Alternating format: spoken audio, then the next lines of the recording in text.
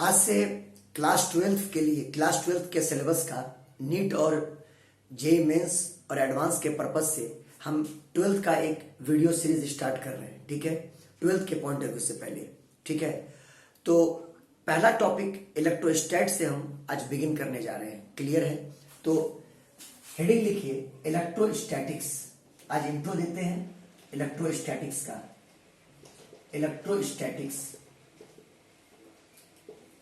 Electrostatics है ना। इसके बाद इसको हम लोग तीन टॉपिक्स में कन्वर्ट करेंगे। पहला टॉपिक होगा इलेक्ट्रिक फील्ड एंड पोटेंशियल। पहला टॉपिक होगा हमारा electric field and potential. Electric field and potential. Electric field and potential. Clear है? दूसरा टॉपिक हमारा होगा Gauss law.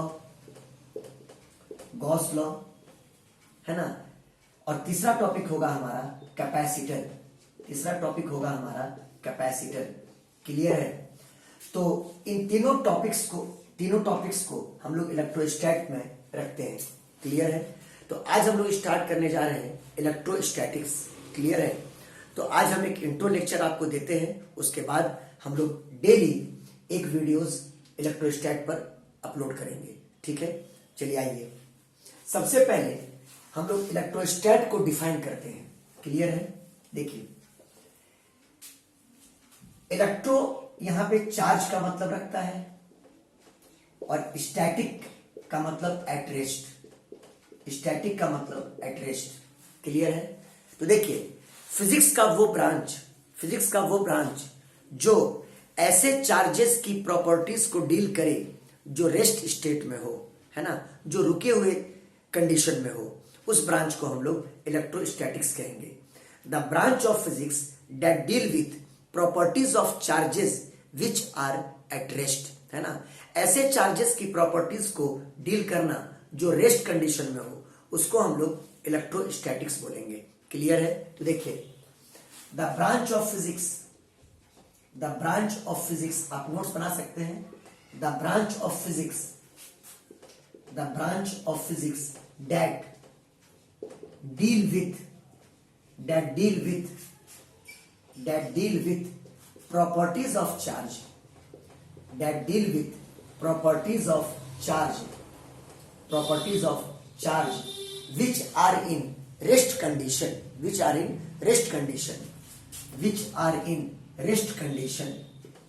which are in rest condition, जो रेस्ट कंडीशन में हो, which are in rest condition is called electrostatics.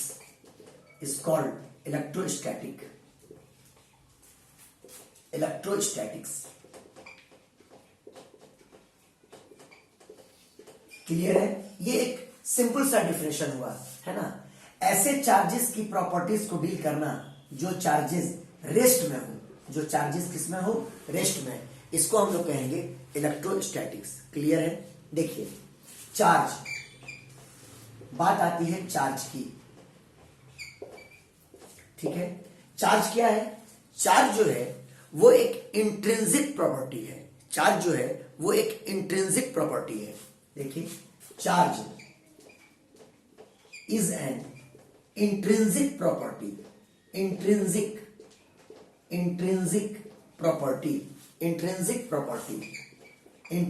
Property है ना।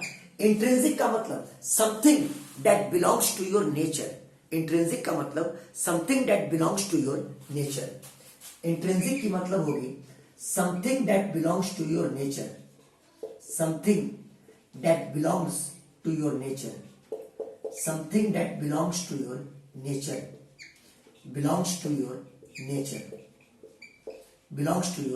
Nature. Clear है? तो हम लोग इमेजिन कर लेते हैं कि चार्ज दो तरह का है, एक पॉजिटिव चार्ज और एक नेगेटिव चार्ज। क्लियर है? चार्ज को हम लोग इमेजिन कर लेते हैं as of two types, positive charge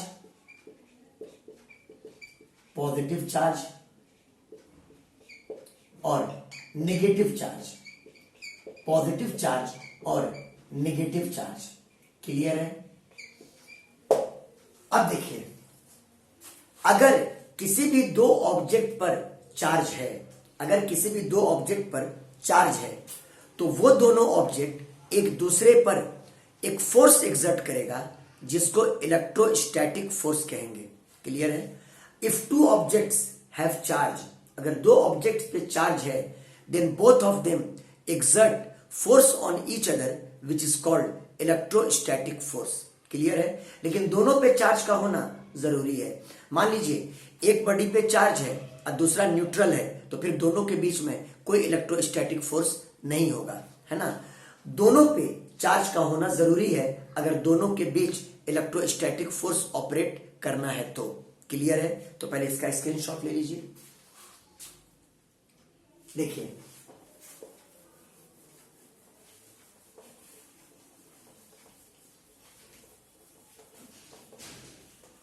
the two bodies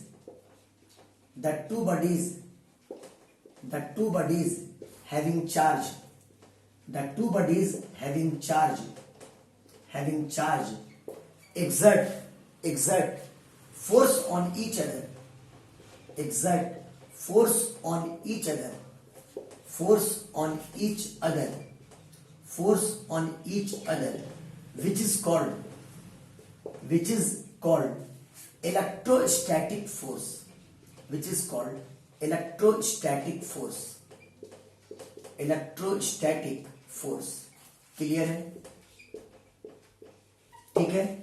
और ये इलेक्ट्रोस्टैटिक फोर्स अट्रैक्टिव और रिपल्सिव दोनों नेचर का हो सकता है ना। अट्रैक्शन भी हो सकता है और रिपल्शन भी हो सकता है। क्लियर है? The electrostatic force, the electrostatic force may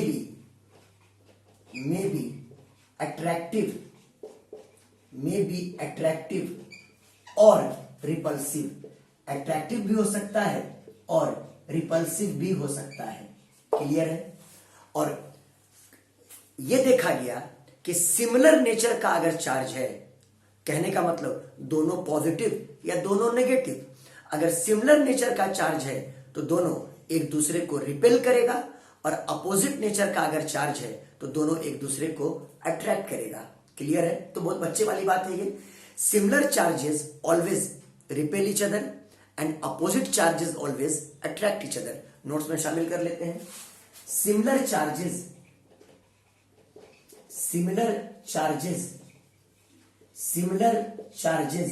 repel each other, similar charges repel each other, similar charges repel each other, and opposite charges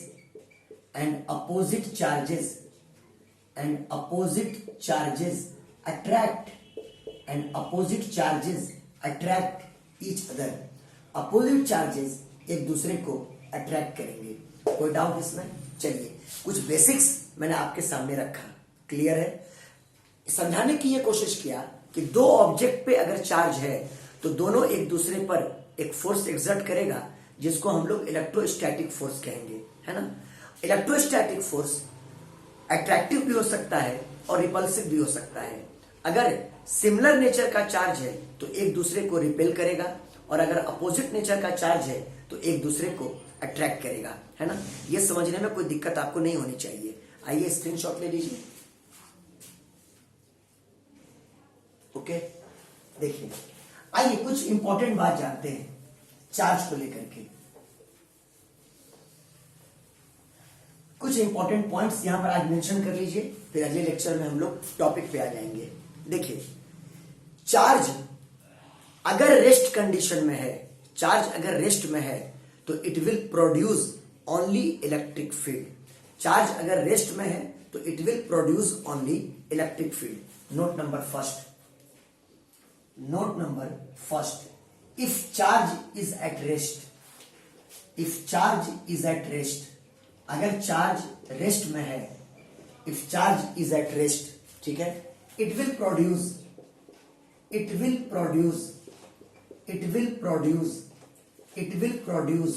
only electric field. It will produce only electric field. Clear है? आइए, ये तो rest की बात हुई, है ना। अगर चार्ज मोशन में हो तो मोशन में दो कंडीशन है, मोशन विथ कांस्टेंट वेलोसिटी, इसका मतलब कि एक्सेलरेशन जीरो, अगर कांस्टेंट वेलोसिटी से मूव कर रहा है तो एक्सेलरेशन जीरो, और दूसरा condition motion with variable velocity, मतलब चार्ज के अंदर एक्सेलरेशन हो, एक्सेलरेशन जीरो नहीं हो, चार्ज के अंदर एक्सेलरेशन हो। क्लियर है? तो आइए पहले, चार्ज अगर कांस्टेंट वेलोसिटी से मूव कर रहा है मतलब उसके अंदर एक्सेलरेशन नहीं है, मूव कर रहा है, वेलोसिटी कांस्टेंट है लेकिन एक्सेलरेशन उसकी जीरो के बराबर है। Clear? If charge is moving with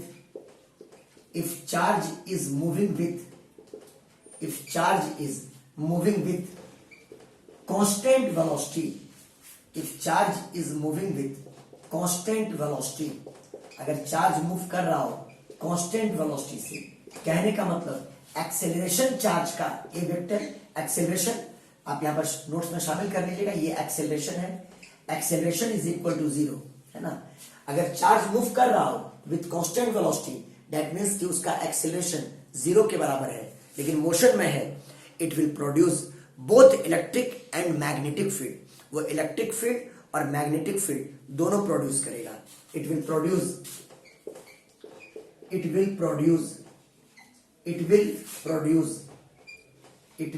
produce both electric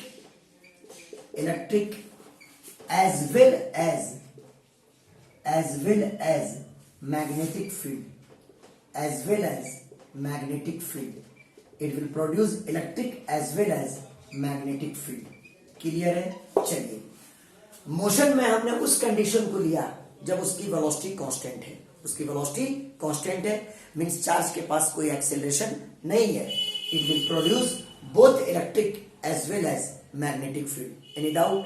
आइए थर्ड केस, अगर चार्ज मूव कर रहा हो with variable velocity, that is charge के अंदर एक्सेलरेशन हो, चार्ज के अंदर क्या हो? एक्सेलरेशन हो।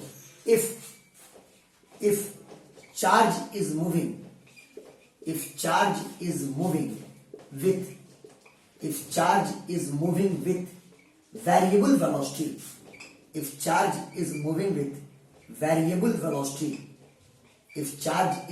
with variable velocity, that is charge is accelerating, charge accelerate कर रहा हो, that is charge is accelerating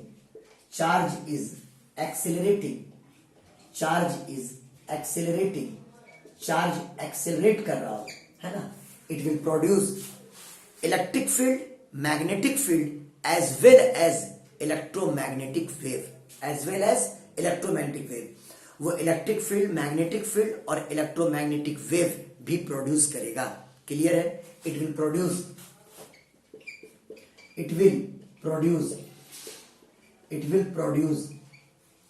electric field comma magnetic field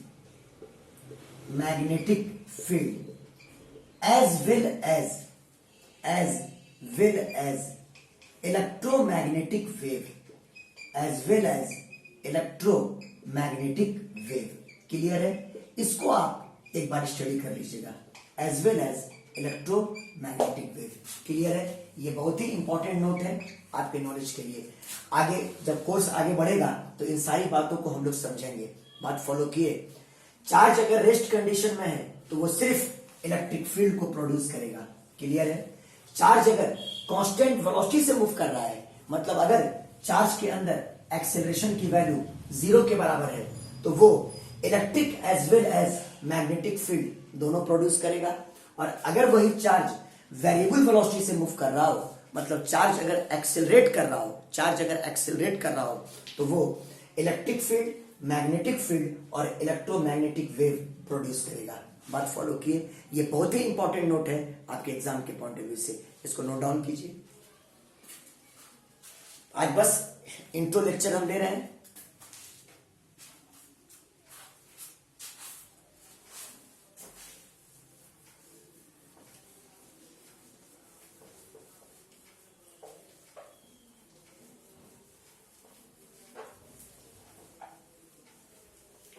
देखिए, हम लोग जो टॉपिक स्टार्ट करेंगे वो स्टार्ट होगा प्रॉपर्टीज ऑफ चार्ज से, चार्ज की प्रॉपर्टीज से।